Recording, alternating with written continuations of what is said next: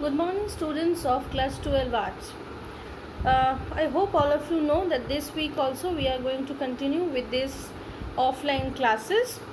So, for that reason, as we were dealing with the topic Kings and Chronicles, we will continue with that.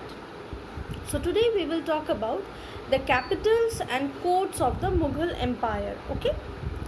So, the Mughal Empire and their center of rule, or the center of the ruling system, was the capital city, because the administration was there, because the people used to do all type of rules and regulations control from the capital. So that is why the capital city was very important.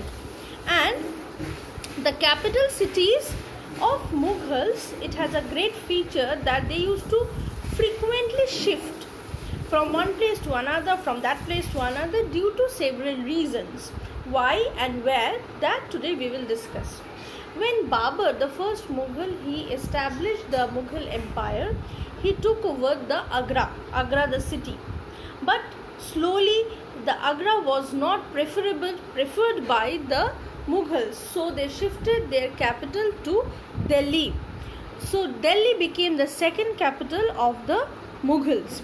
Then after that, in 1560s, in the second term of the Mughal Empire, Akbar had a fort of Agra constructed with red sandstone. That means again during the 1560s, Akbar became the ruler of the India and Mughal Empire in 1556. So within 4 years, he again shifted his capital to Agra. And not only that, he built other areas or a fort in Agra with a red sandstone, which is still there as Agra Fort. If you visit Agra, then you can see it. Okay, Akbar had a fascination of red sandstone. He used to like it, so that's why he made it.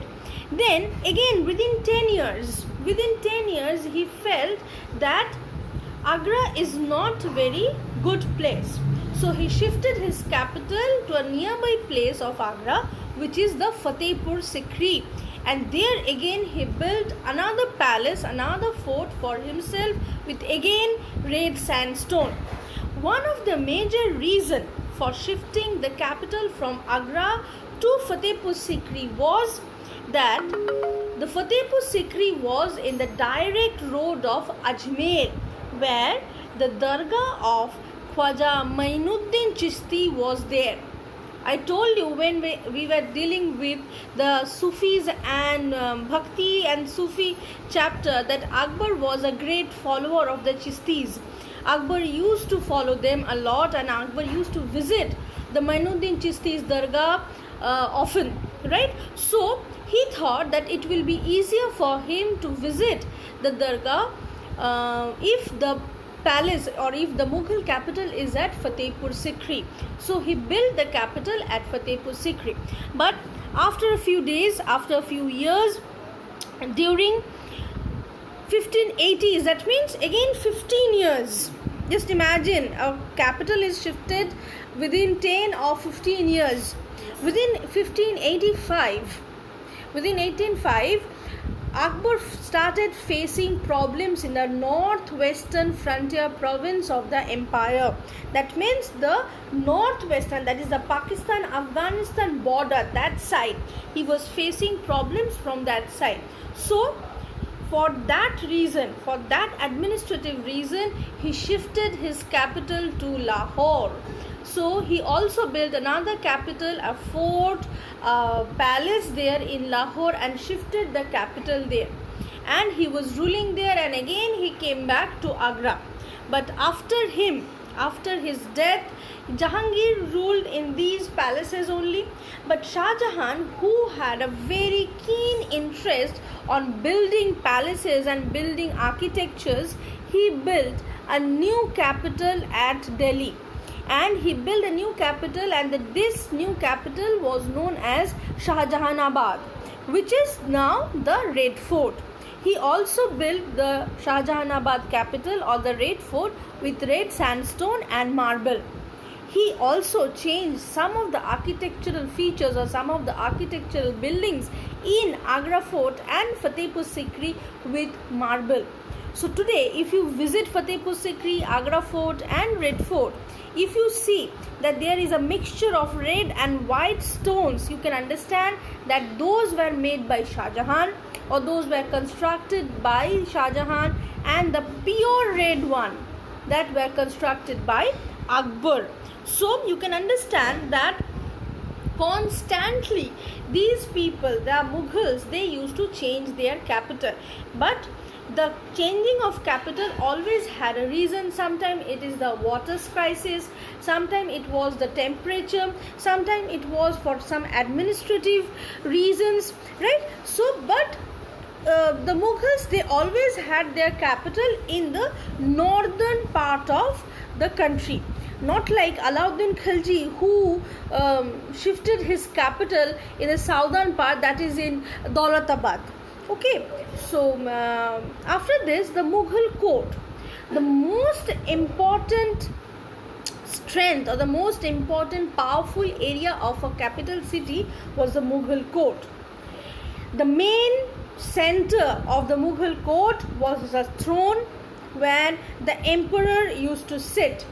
The emperor was the sole powerful body of the empire, and he had his different ministers, officers who used to give him advice and who used to move with him wherever the emperor used to move. That means wherever the emperor used to move, these people used to move with him. So when the capitals were shifted, houses and quarters of these ministers and officers were also shifted. So you can understand that a huge amount of money, huge amount of wealth was used to make all these architectures, made all these buildings. They can do it, they could do it because they were the Sultan, they were the ruler of this country, and that time India was very, very rich. India was very rich during that time. There was a very interesting story about Thomas Roe, who was a British ambassador of that time, who first came in front of the throne of Jahangir. And there was a custom that if you first time or any time, whenever you are coming to meet the emperor, the Sultan or the Badshah, so you have to give some kind of a gift.